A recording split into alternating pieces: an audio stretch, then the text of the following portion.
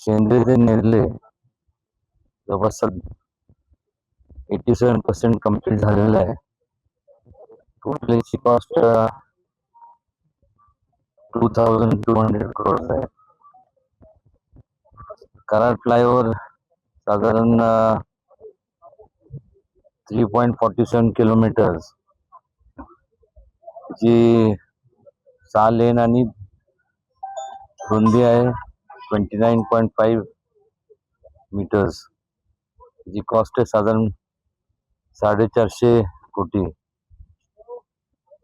Total आता PM Modiji, गडकरीजी, देवेंद्रजी, एकनाथजी शिंदे, स्वर्गीय अजितदादा, सुनेत्राताई पवार या सगळ्यांच्या प्रयत्नातून आणि सहकार्यामुळं हे संपूर्ण होऊ शकलं.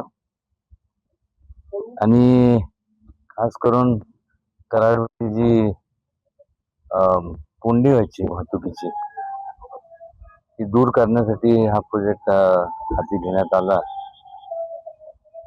मला वाटतं की त्याच्यामुळं म्हणजे कोंडी आता म्हणजे राहणार नाही आणि प्रवास करणाऱ्यांना सुद्धा एक सुरळीतपणे त्यांचा प्रवास सुरळीत होईल.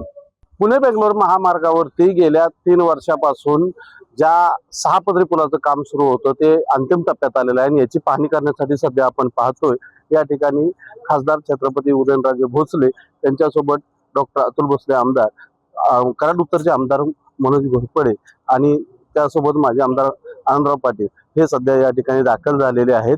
20 तारखेपर्यंत या पुलाचं काम पूर्ण करावे अशा सूचना वरिष्ठांकडून प्राप्त झाल्यानंतर ही पाहणी सुरू आहे.